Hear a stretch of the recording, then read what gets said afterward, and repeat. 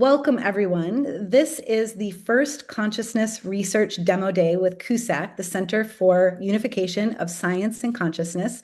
And we're so grateful that you are here with us today. So I'm Stacy Murphy.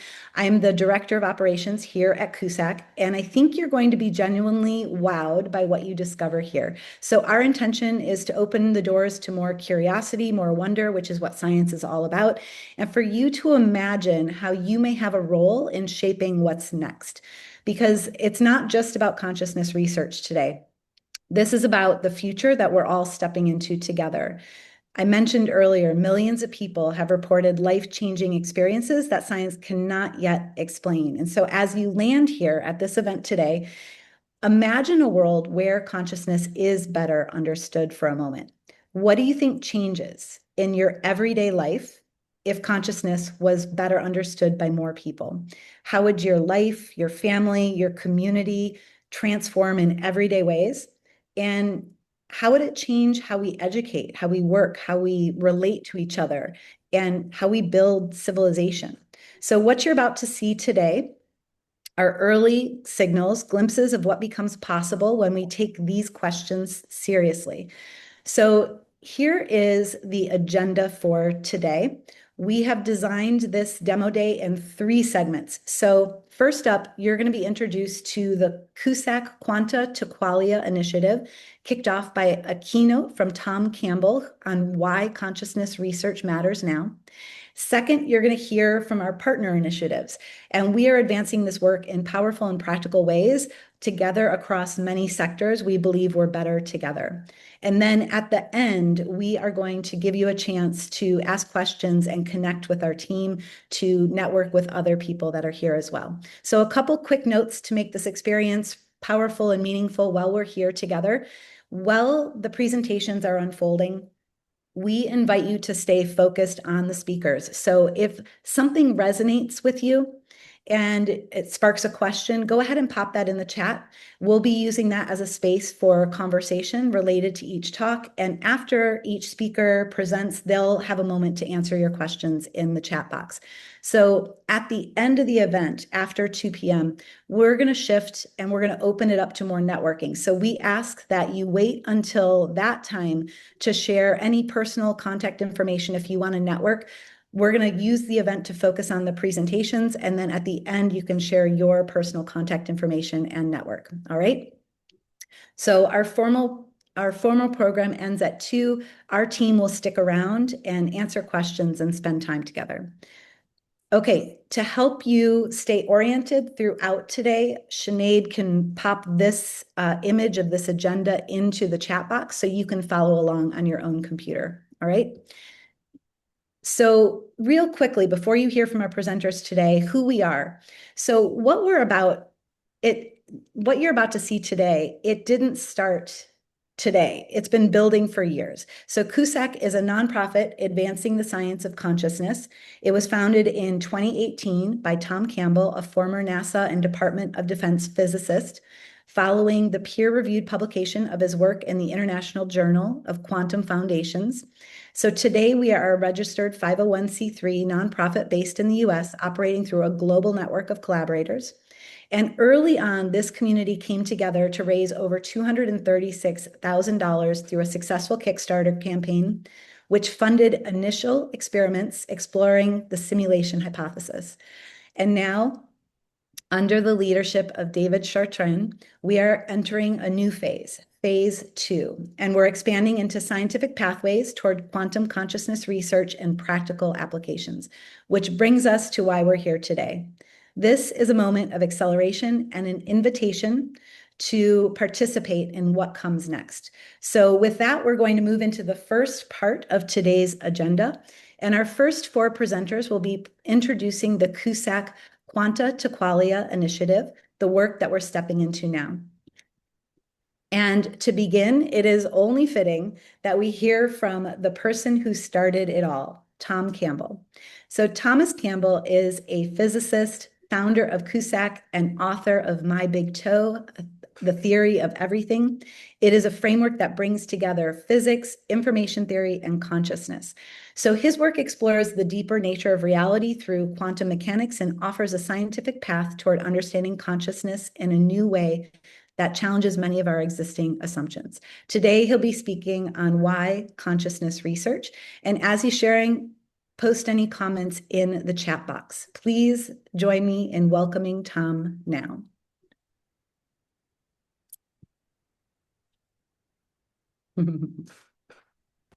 Yeah. Oh.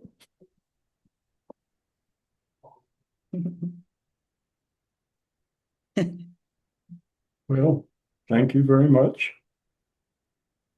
But, I only have 10 minutes, so we need to get started.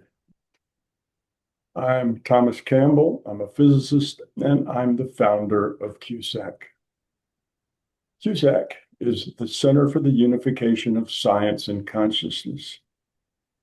It began as the science arm of my personal and professional research into consciousness. The seed money that launched CUSAC has helped maintain it for the last 8 years, began with a 2018 Kickstart crowdfunding campaign that brought in $236,000. That money funded several quantum physics experiments that put CUSAC on the map as a serious scientific research house. Donations, large and small, have come from individuals who want to give back to something they find to be exceptionally important. Some wish to dramatically improve both the depth and generality of the science of physics, as well as improve the human condition and the functionality of our social system. A full understanding of consciousness and its purpose will accomplish all of this. My own research and experience has led to a complete understanding of experiential consciousness and the nature of reality. From consciousness, I can logically derive quantum physics and relativity from first principles, as well as turn the paranormal into the normal. This new understanding of consciousness produces a more comprehensive science of the objective world and a brand new science of the subjective world. It represents the coming new paradigm shift in physics, science in general, philosophy, metaphysics, and even theology. This paradigm shift is the one that quantum physicists have been waiting for a century. Bohr, Heisenberg, Planck, Schrödinger, and Einstein, among others, knew it would take a radical new paradigm to enable us to solve all the old paradoxes that were plaguing physics. That consciousness is fundamental is this new paradigm. When this new shift is understood by scientists, it will change everything. The most important and far-reaching changes will necessarily lie beyond the realm of science.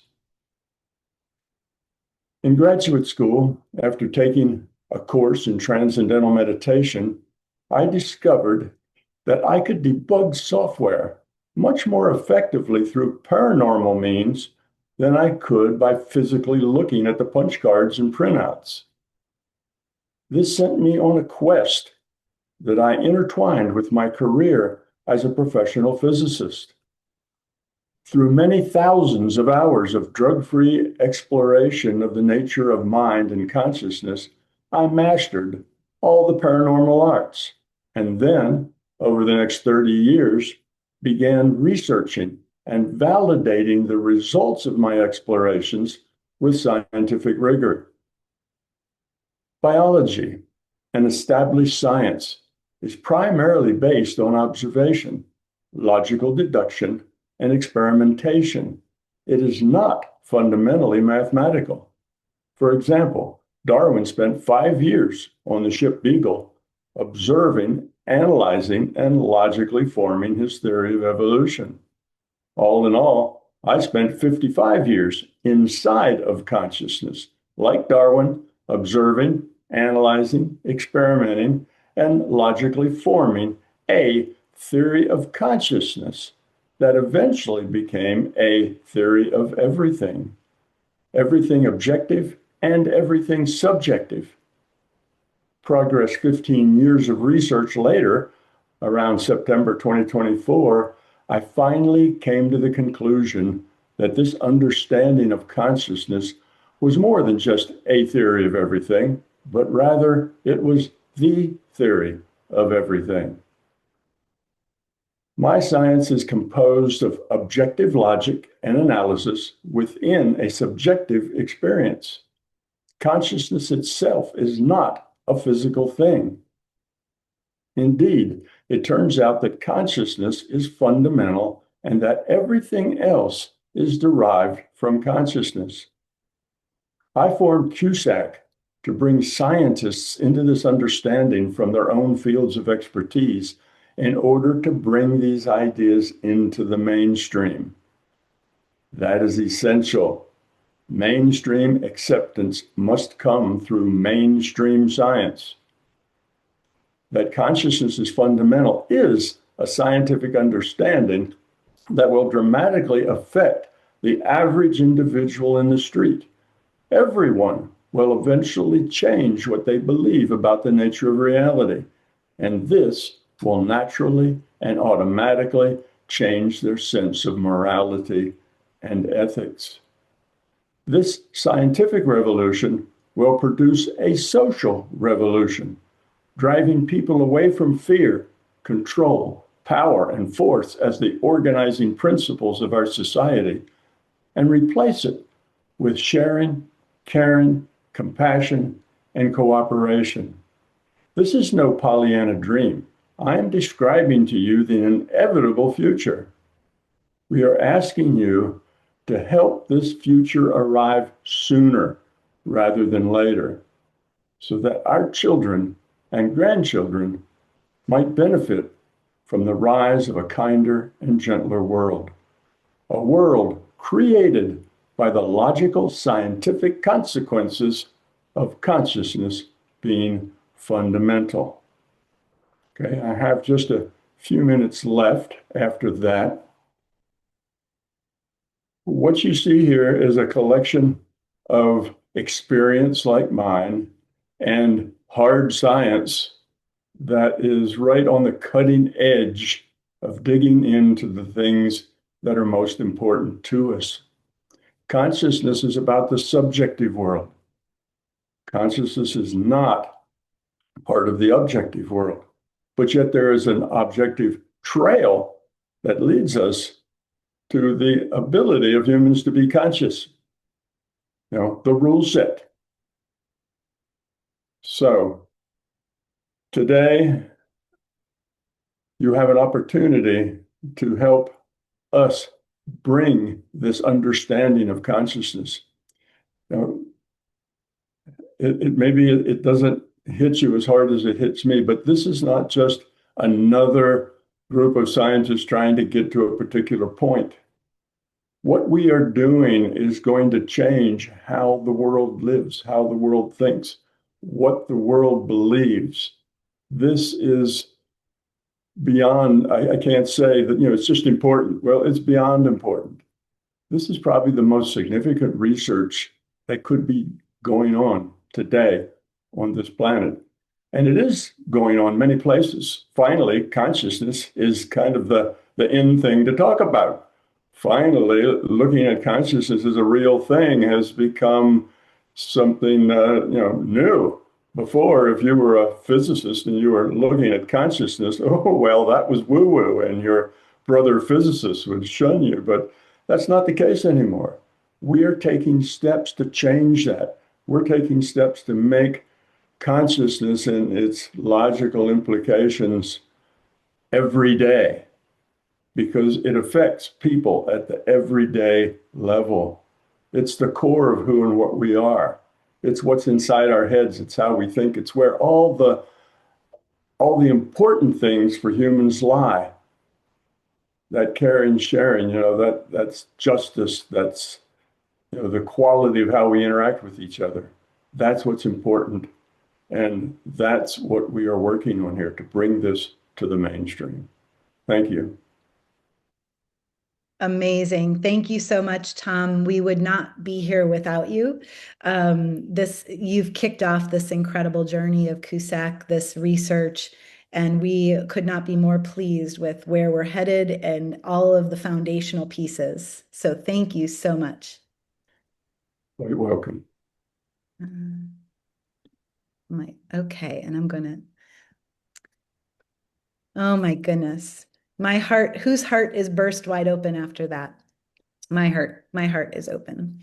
So next up is David Chartrand, and he is guiding the development of CUSAC's research initiatives and helping translate this vision into actionable programs and real experiments.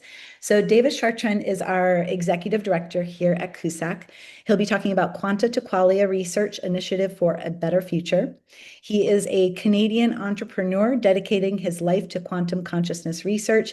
He is the executive director of CUSAC, as I mentioned, and co-founder of Squiddo Studio, focused on XR, AI, and storytelling.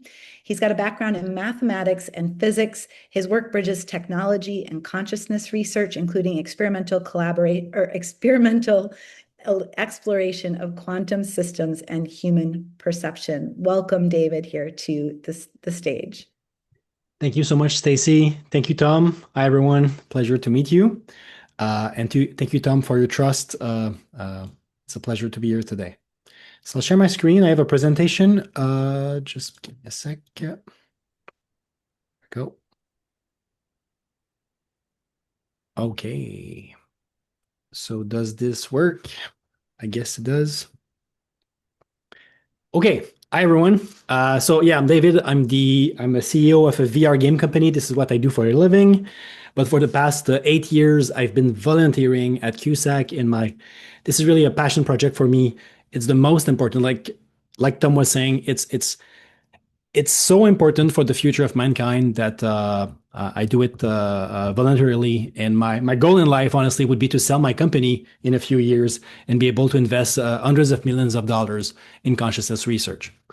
So today we'll talk to you about the importance of consciousness and what's the link with quantum mechanics that may exist. So first of all, when I talk about consciousness, maybe just to define consciousness, since we'll be talking about consciousness the whole day. So we know the waking state. The waking state right now I'm conscious. I see colors. I hear sounds. I see things in my mind, in my consciousness. Like, where is this experience happening? And it's curious because we don't even think about it. Most people don't think about it because we're like a fish swimming in the ocean. They don't think of water. They're surrounded by water all the time. So we only know reality through our consciousness. To me, consciousness became interesting when I got a psychedelic trip. So I got introduced to philosophy of mind and stuff like that. But it's really, I took psychedelic mushrooms in a contemplative setting at some point, and it blew my mind. I flipped, if I may say. I had the feeling of being connected with nature, that the entire universe was alive, a living being, and that I was it was me. I was connected to it, and to me, it blew my mind. Like, if this exists, if I can feel that compared to normal waking state, how vast is consciousness? Like, what is this? So to me, it me as the most important thing at this point. And then reading about consciousness and understanding philosophy of mind, I really like the word qualia. So qualia is a word used by philosophers to describe units of consciousness, like the feeling of redness, the taste of sugar, pain, whatever feeling we can experience. So all of our experiences are composed of qualia. And I like qualia because, to me, the mystery, we don't need psychedelic states, we don't need the OBE. Just the fact that we can feel redness is a miracle that we cannot explain. And this is the point I want to make today. So I'll use the red circle emoji just to remind us that I'm not talking about the word redness. I'm not talking about 800 nanometers, a photon hitting my retina and computing in my brain. I'm talking about the experience itself. So that's why I like this red circle emoji. So the point I want to make today is that current science, has no answer at all to all of these questions. We don't know how can qualia arise from matter. We have ideas like, oh yeah, maybe photon is in the brain, there's computation in the brain, and then boom, magically from non-conscious matter, boom, there's red feeling appearing, like a consciousness appearing out of the blue. How is this possible? We have no clue. Honestly, we have no clue. What does it do? What did evolution selected for consciousness? Why are organisms conscious? Some scientists, I would say even most scientists, think consciousness is an epiphenomenon that is useless. It doesn't do anything. But then why it exists? Why was it selected by evolution? It seems obvious that it has a role. It has a role in the universe. It can act.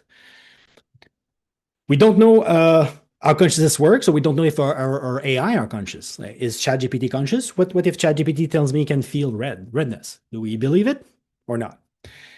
Is consciousness the missing link to artificial general intelligence? All the companies are trying to build these AI super agents. Is consciousness the missing link to make them feel the world? What are possible conscious space? What are possible qualia? Would it be possible to experience a new color?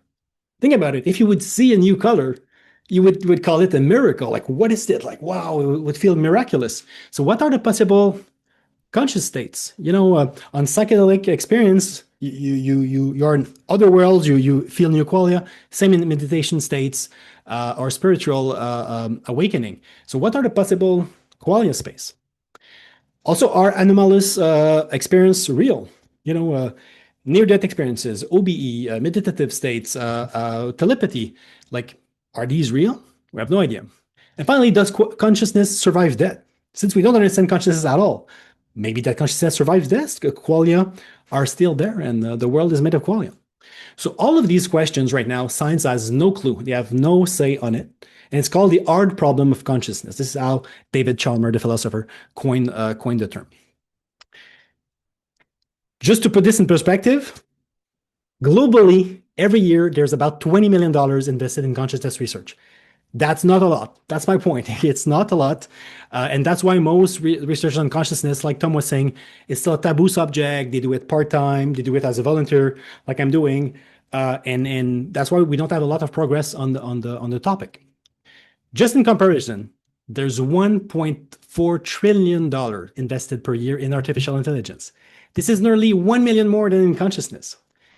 So I'm a bit nervous about the future, honestly, because you know what social media did to us, polarize us, make us more anxious. All of these technologies were based on the previous set of AI, like deep learning, recommendation algorithm, and stuff like that. So honestly, I really feel that right now we're pedal to the metal, building this artificial intelligence at scale. And I feel we're aiming towards a world of more control, more polarization, more power, centralized power. And it's not a world I want to live in. Honestly, I'm scared of the future because of that. We don't have the wisdom. We don't even understand what consciousness is. We don't even understand what we are. And still we're building these intelligent machines. So I'm scared of that. I think we should invest more in consciousness research. That's my point. So we can build a future where we thrive, where consciousness is part of our everyday life. We have a conscious AI. We have AI that value consciousness throughout the universe, and that we grow with it. We want to be aligned with nature. We want to build technologies that allows us to explore conscious space, that allows to upload our minds or extend our life, or just better to connect together. This is the world I want to live in. So that's why consciousness is important. But where do we go from there? How do we attack consciousness so that we can make progress on it? So I think there's a link between quantum and consciousness, quantum and qualia. And just to do a quick parallel here, if I compare quantum to qualia, why do we think it's worth it? So like in quantum mechanics, there's superposition. Particles can be in multiple places at the same time, multiple states. But when we make a measurement in our consciousness, we see a single definite experience. So is there a link there? Is there a link between consciousness and the measurement problem? Also, probabilities. Before I make a measurement, I have probability of getting state A or state B. Maybe free will get expressed. We have the feeling of having free will, be able to act in the world. Maybe consciousness can steer the collapse of the wave function. There's also the no-cloning theorem. Quantum states are private. We cannot copy them if we don't know them in advance. We cannot copy them or share them. A bit the same way I cannot share you my experience. We don't even know if my red is the same as your red. We have no way to know. So subjective experience is private. Quantum entanglement, particles can be connected very far apart and be correlated. This is what Einstein was talking about, spooky action at a distance. So maybe entanglement is something that would allow the trillions of particles that makes myself to have a unified single experience. Quantum mechanics says there's a universal wave function, one. It's one in the universe. Maybe that could explain our feeling of oneness in some higher states of consciousness. And finally, what breathes fire into the equation? This is a question that is often asked. Like, mathematics and physics and theory are really good to describe the world, but it's not good. We don't know what it describes itself, like what the world is made of. Electron, what is an electron? So maybe consciousness is the intrinsic reality of the universe. So we don't know. This is all very speculative, but I think it's worth going to the bottom of it. There's so much parallel between conscious experience and quantum mechanics that it's worth going to it. So that's why CUSAC is launching the Quanta to Qualia Research Institute. So it's a $6 million initiative. $6 million is a lot. Remember, there's 20 million a year in consciousness. So more than one fourth of the consciousness research budget, we want to invest it in Quanta to Qualia. And we only require $2 million to do that. So we're raising $2 million to create a $6 million initiative. We can do this because in Canada, we have a lot of grants that can multiply any donation by 3 to 4 by the government grant. So 2 mil becomes 6 mil. So it's a great leverage. It's going to be the first of its kind in the world. And it's going to be groundbreaking. We'll be in partnership with industries like Nirvanic and Canadian universities. It will be a 5 years research initiative. It's not a side project that people can do in the weekends. No. Real researchers working full-time, 10 to 15 researchers in quantum foundation and in consciousness. The goal is to remove the taboo, work on the problems for real. They will build theory, do experiments, do scientific publication. They will have access to quantum computers to make experiments and use video games as labs. I'll talk about it a bit later. And finally, we'll do conference and continue social media communication to hype the field and connect the world and show the world that it's important to attack this problem right now and solve it before it's too late. So we're establishing a new research field. It's a must-have for the future of humanity. I insist on that. Tom is insisting too. It is important. So CUSAC seeks philanthropy leaders to revolutionize science and drive the next paradigm with us. So thank you today for being here. And thank you for all of our friends that join us today, all the other speakers that will present how they contribute to this field. And thank you, everyone.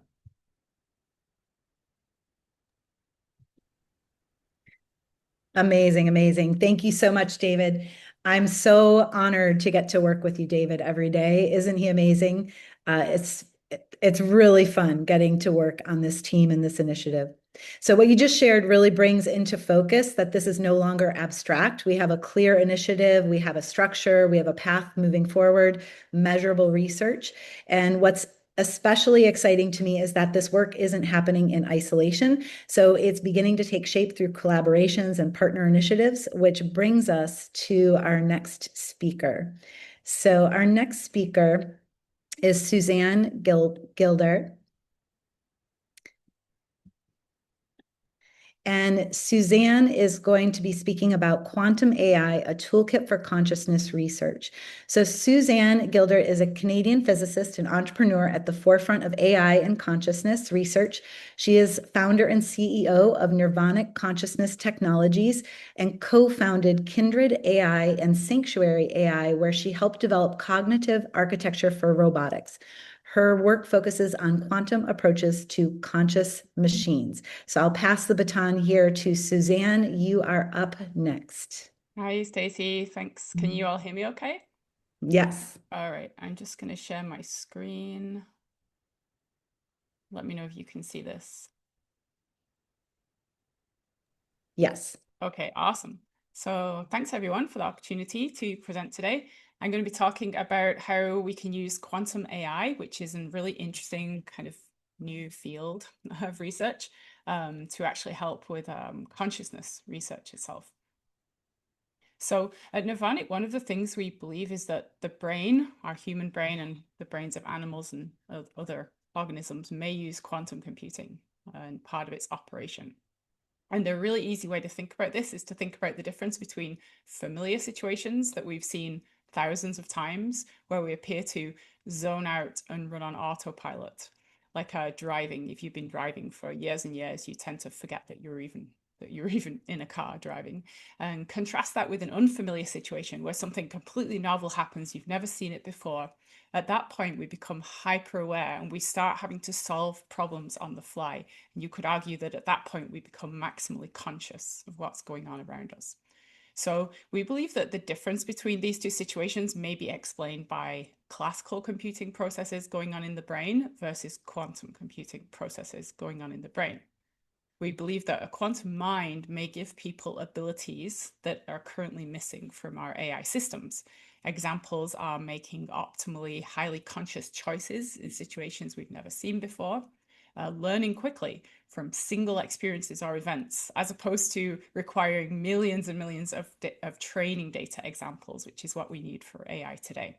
And then also we have this ability to access empathy and compassion, like in other social species too. And we believe this is a result of feelings and emotions that are very strongly tied in with our consciousness. So it's fascinating to realize that even tiny organisms can do more than current AI today. Our current approaches to physical AI require neural networks with billions of neurons, which consume megawatts of power during the training process, and they also need huge quantities of training data.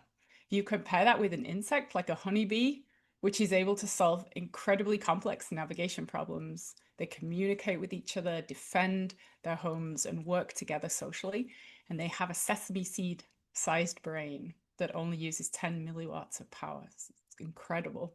And then you can go even further than that and look at even tinier animals like single-celled organisms. So I show one called a paramecium here. This little guy is only a few microns in size. It can hunt, it can hide, find a mate, and learn. And it doesn't have a single neuron. So the question is, how is this thing computing without even a single neuron, let alone a neural net with billions of neurons? So the answer might lie in these systems using different forms of computing. Could biological brains be partly quantum computers?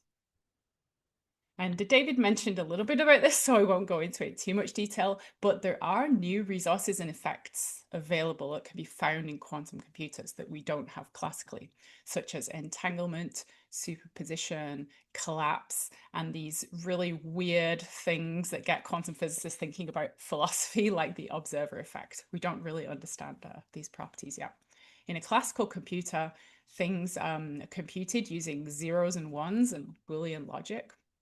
And from that, we can build classical neural networks. But in a quantum computer, the computation is completely different. It uses something called the quantum mechanical wave function, which is very difficult to show graphically, but I imagine it as all the information coming into something that's more whole, like a fluid wave, taking those zeros and ones and kind of expanding them into different dimensions and giving them new properties and new abilities to compute that we don't have with classical ones. And from that, we can use those to build quantum neural networks, which capture some of these properties. So what can we do with these different kinds of neural networks? Well, the thing I'm most interested in is using them to build what's called agents. So what is an agent? An agent is something where it takes in some information. You can think of it as like a perception channel, and it computes and then it chooses an action output, which goes on to affect the environment it's in. So the easiest way to think about an agent is something like a physical robot in the physical world, but it doesn't have to be. It could be a software agent or a more abstract type of agent. Anyway, the difference between a quantum and a classical agent is that in the classical case, you have a classical neural net put in a feedback loop with your agent. And in the quantum case, you take one of these new quantum neural nets and you put that in a feedback loop with the agent. So I call these things quantum cognitive agents, and they are using all those properties of quantum mechanics to analyze, process data, and then represent that data quantum mechanically, and then use that to somehow collapse and then choose an action output based on the laws of quantum mechanics. And that action then goes on to control the system. So classical agents are very slow to train. They often require huge data sets and hand-engineered reward functions. So you have to tell them what to do in exquisite detail. On the other hand, quantum cognitive agents may demonstrate higher performance for AI tasks, and they may also start to exhibit some of the properties that we see in conscious systems and life, if the hypothesis is true that it's quantum mechanics that's behind those properties. So this is the coolest thing about quantum cognitive agents, is that while they're useful for AI, they may also be useful for consciousness research. Classical physics cannot explain a whole bunch of things to do with our consciousness. How subjective experience, as David mentioned, qualia, arise from classical computation, there is no answer to this question. Why we have feelings, emotions, and instincts, and how those work. Why we appear to have free will and agency in the world is also unknown.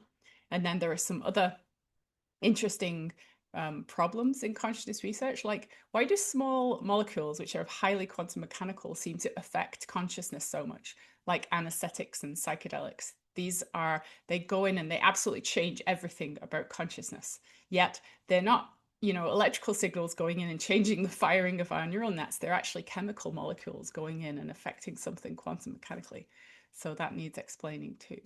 We also have no idea why our conscious experience seems to be holistic or bound together, as neuroscientists would say, when it comes from all these disparate signals coming from all different parts of our body. And then, as I mentioned, some interesting biology questions are still open, like how animals with no neurons learn anything at all, and how did life even begin in the first place? So it turns out, I'm not going to go into the details because it's a lot of literature, but quantum consciousness theories can better explain all these phenomena, which is pretty cool. So the idea is, if we take these quantum conscious agents and we build them in software, we put them in these feedback loops with physical robots and with software-based agentic systems, what this gives us is an entirely new kind of tool to test these quantum consciousness theories. So these things will be useful anyway. They'll be useful for AI. They'll be learning faster. They'll be better performant, but they're also an amazing toolkit for the research community. So I've got a little video here of an example of a quantum conscious agent I built quite a while ago. So this is a physical robot. It's a little quadruped, but it's only using its head motors to look around. And it's in the back end, this robot system is actually connected to a quantum conscious agent a quantum cognitive agent running on a quantum computer. So it's very simple. It's not a very complex network at the moment. It's basically just choosing some random outputs based on how the quantum computer collapses, but you can tell it's like looking around based on a quantum choice that it's making. So a proof of concept demo that you can actually build these kind of end-to-end systems. So what can we do with these things? We can use them to test for quantum consciousness effects, test these hypotheses.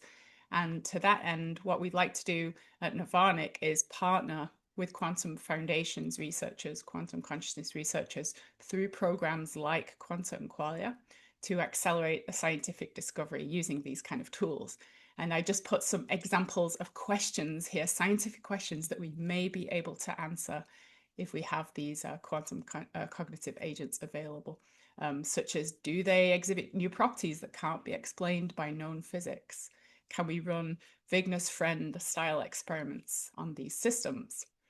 David mentioned, can a human consciousness actually affect a QCA? So that's another thing we can look at. Do these networks of quantum cognitive agents, when you put them together and allow them to talk to each other, do they exhibit emergent dynamics in the same way that social insects might exhibit emergent dynamics? Do QCAs self-collapse? So this is testing theories like Penrose OR style theories. And also, probably my favorite one, is there an implicate order or a memory in QCAs? So is there kind of some deeper structures in the universe, like suggested by David Bohm's work, that we might be able to reveal and probe using these kind of agents? So thanks for listening. And I look forward to continuing to work with David on these projects. Amazing. Thank you so much, Suzanne. And who else thinks that quantum cognitive agents are the coolest things ever? One of the things that I think is interesting is that when we talk about some of these things, it actually relates to real world challenges. So right now, energy is a big challenge around AI, and imagine learning faster and what that does for our energy costs. So there is real practical reasons why these things have effects in our physical world. So thank you so much, Suzanne. I'm sure lots of people are blown away and very excited about this. So I'd like to build on this a little bit more and introduce our next speaker, who is a part of the initiative as well. Let me pull up my screen here. So our next speaker is Charles Bedard. And Charles Bedard is a postdoctoral researcher at École de Technologie. Oh man, I should have practiced this one before, my French. École de Technologie Supérieure, whose work in quantum physics and theoretical computer science focuses on foundational problems. He contributes to the Heisenberg picture formulation of unitary quantum mechanics, highlighting its explanatory power for locality, quantum information, and the emergence of classicality. Charles is launching Frontiers and Foundations to advance big question research grounded in critical inquiry and intellectual openness. Welcome, Charles, to the event. We're so pleased that you're here with us and joining us for this initiative. Thank you so much. Thank you so much. I'm currently sharing screen. Can you guys see it? Yes. Great. So thank you, Stacy, for the intro, and thank you, Tom, David, and Suzanne for your talks. That was very nice. Yes, my name is Charles Bédard. I'm interested in fundamental problems in physics, theoretical computer science, and also epistemology. How do we learn about the universe we live in? I'm based here at École de Technologie Supérieure in Montréal, and maybe I should tell you on how I got to meet David, incidentally also in Montreal. David was looking for a quantum tutor, and that's how we met. And I had the pleasure to teach him quantum mechanics from the very, very details of the mathematics. We went all the way to what a quantum superposition was, to computing the predictions of the delayed choice quantum eraser.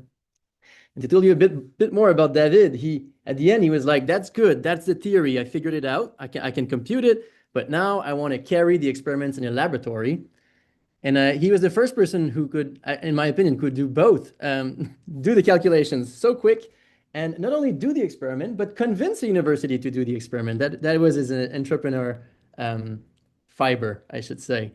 So it actually ended up as a very cool project, which was published this week in a website where it's called Testing Reality, where we collaborated with some other colleagues, and David and I came up, with the colleagues, we came up with this website who actually displays the laboratory setups, the data. You can also play with simulators, and we basically explain what happened in the experiments from simple polarizers to all the way down to delayed choice quantum eraser, with all the mathematics explained in detail. And so I hope if you guys are quantum curious, you might want to have a look at Testing Reality website. The project was supported by CUSAC.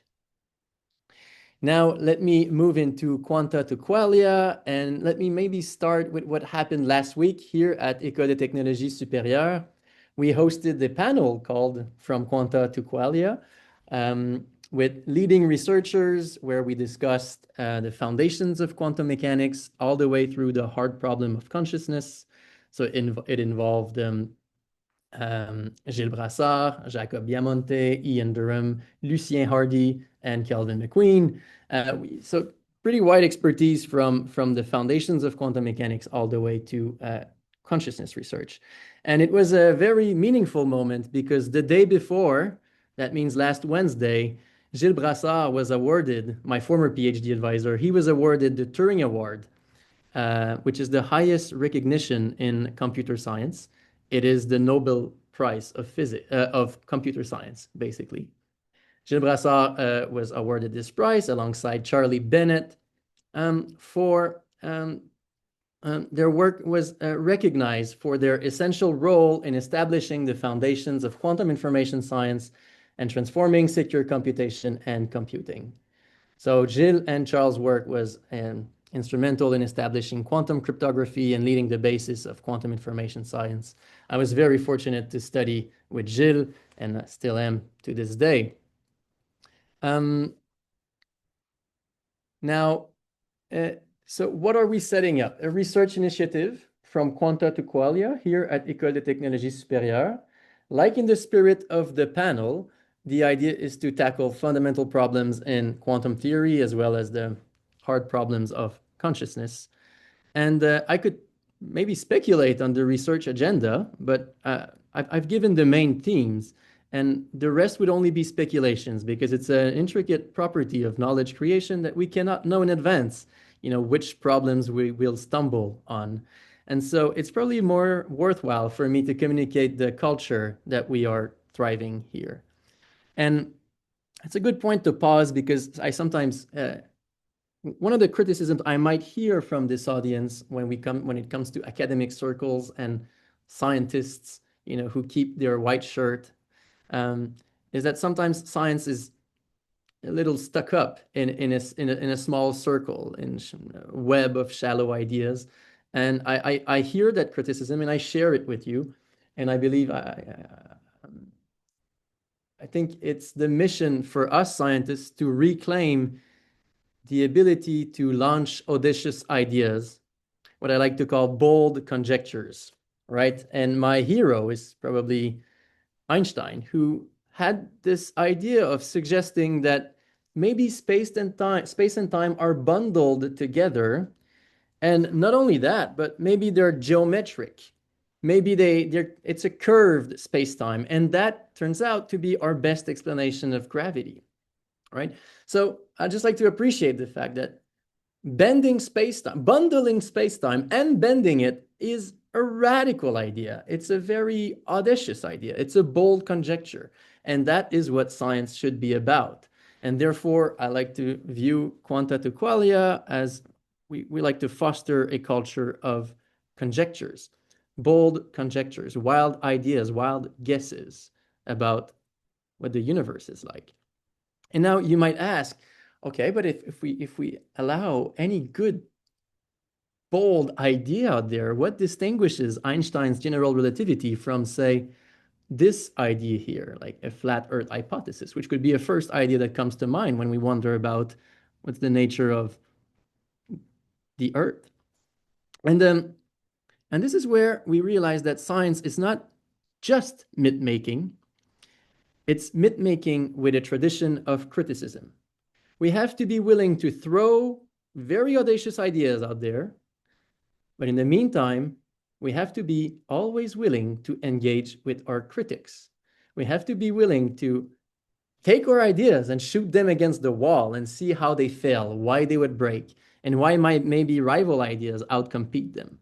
So there's this tradition of openness to critical inquiry, to dialogue, which is also to be fostered.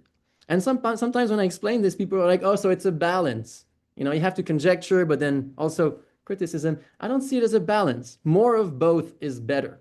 And in fact, in a team, some researchers are really good at throwing ideas out there, and some other colleagues might be good at seeing where these ideas may fail.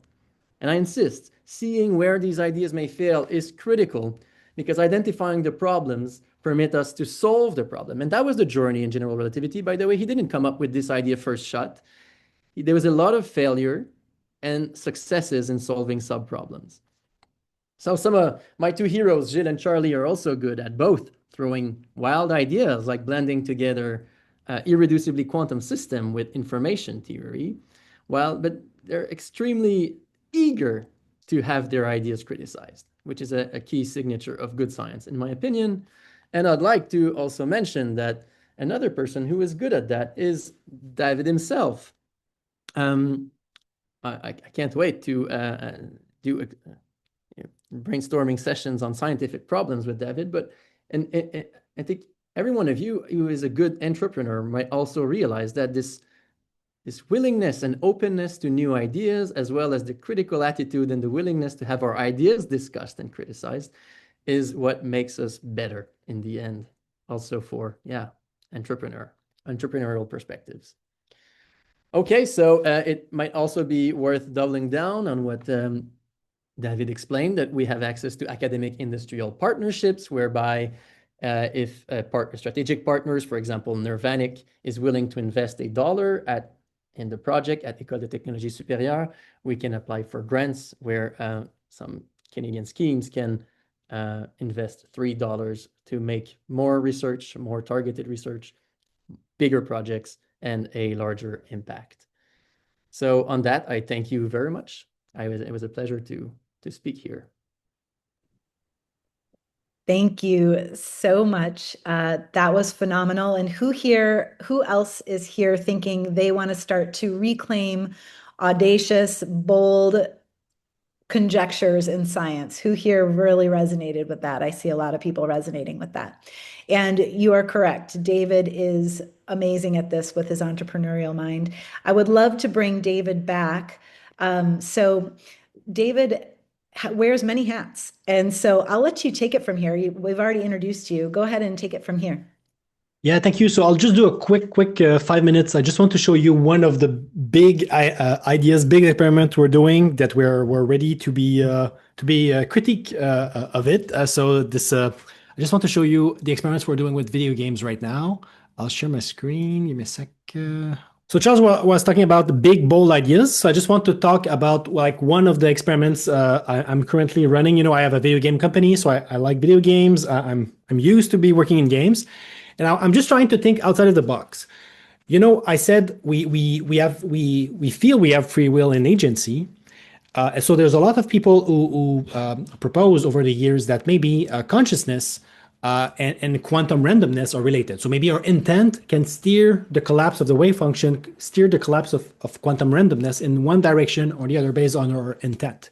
So these experiments were done in the past at Pear Labs and Dean Radin and others, but they were done most of the times with small n, you know, 1,000 people or 10,000 people, and they were done, I would say, most of the time with not that meaningful experiments, like a little game, try to get more ones or zeros. So here I'm just suggesting, why don't we push the limit farther? Because these experiments are hard to replicate. Like when people replicate that, we see a decline effect and stuff like that. So here we're suggesting, and I just want to show you this idea, why don't we try to entangle the quantum states with players, neutral or meaningful conscious states, but at scale with the 1 million players. So right now we're doing this. John Chavez from DMT Quest has supported us with funding on this experiment. And I just want to show you like the experiments we're doing simply.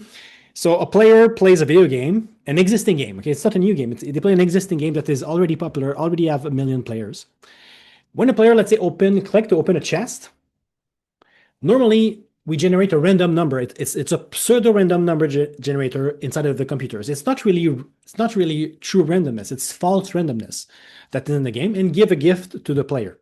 So what we do when the player clicks, instead, we use our API. We connected our API, the team at CUSAC, and we replace pseudo randomness by actual quantum random number generator. So it's actually a laser on an optic table shooting photons on a beam splitter, and the photon either reflects or being transmitted. So it generates zeros or one really randomly. It's pure quantum randomness. And we can use technologies like Entangle, that will be speaking, Adam Curie will be speaking later today, to generate these quantum states. So player clicks, generate a quantum random number, and then at the end we output 0 or 1, but it's purely quantum. So when the chest open in the game, the player can get a boring sword that he doesn't really care. Let's say it's a fighting game, or he can get like a super cool sword. Oh wow, I'm excited! It's amazing. I'll be able to continue playing the game and beat the boss. So you know, I meaningfulness for the player because he's so engaged in the game. He loves the game. So then we display the loot to the player, and the player has a conscious experience. It has a conscious experience of either like indifferent, bored, or super excited. So this way we entangle the consciousness, the conscious state of the player with a quantum event. But the thing is that by doing it in existing video games, we can do it with 1 million participants. So starting next week, we'll start collecting data. We'll have about 100,000 unique players per week. So this is never done before on the planet at this scale. And I just want to show you that, you know, thinking outside the box, we can do experiments like that. So I won't go into details. We think there's deviation from the Born rule, but based on a mathematical model behind that based on the past experience, future experience. And what we claim is that we think we should see a deviation from chance. So at start, intent will be strong, but as we replicate the experiment, there will be a decline that may look like average to the mean. But our claim is really that if we pause, if we change the stimuli, so a sword instead of a sword is an armor or something like that, we should see a reset in the spike of the deviation from chance. So we're doing this with the LMU University Munich, and we're ready to be falsified. Like this is what Charles was saying. We have bold conjectures. We try it. We have a model. We try it in the lab, and we're ready to be criticized and to refine our theory. And that's how we do science. So again, I'll conclude with that. Quantum Equality Institute, this was just an example. 6 million initiative for only 2 million investment with the Canadian grant that can multiply by 3 any dollars. First in the world. And thank you everyone for supporting us and change the world together. Thank you so much, David. And I'm going to bring up my slides here. We are so excited to share this initiative with you. And this is where we are inviting you to be a part of this. And you get to be here in the early stages of this exciting time for us.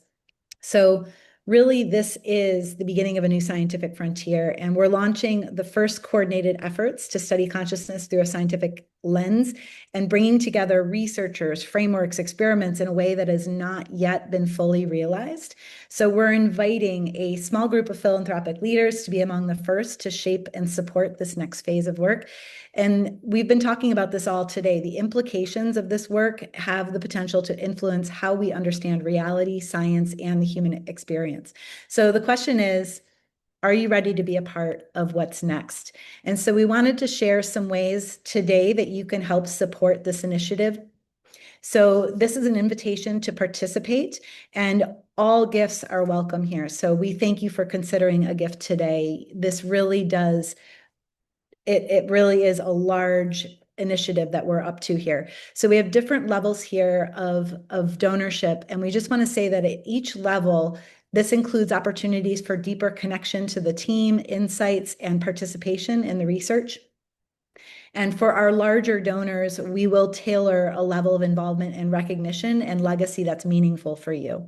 So I know Sinead is popping in the chat box links to where you can donate. And I also want to mention that all amounts are welcome. So monthly support powers our day-to-day work. And so we have some options for monthly tiers as well. So this is where you're supporting the team and tools and the coordination behind the research as it unfolds. So we've got an inner circle at $100 a month where you join monthly calls with us. So you're going to be the first to hear about life-changing experiments, ask questions directly to some of these leading edge scientists and more. And at the champion level for $1,000 a month, this is where you also will get to spend twice a year online with Tom answering questions about the nature of reality. So all levels are welcome. It really makes a big difference to us. This is the leading edge of this. We're creating a whole new field, essentially. I hope you can feel that in the excitement that the team has about all of this. So if you feel called to contribute, remember, at those higher levels, we'll work with you to directly shape what that looks like. David mentioned John Chavez, who's been helping to fund some of this work. And so I want to share with you just a quick message from John. Hi, my name is John Chavez, founder of DMT Quest. Proud to sponsor the CUSAC group. They're working with big data and quantum consciousness in a way that's never been done before. Looking forward to the future of the project and the many other projects that they have in store that are going to be very impactful in terms of innovative ways of attempting to unravel the correlates and data, big data of consciousness. So we invite you to come and participate as well. We're super grateful. If you don't know John, he is a leader in this field in terms of philanthropy for consciousness research, and we invite you to be a part of this as well.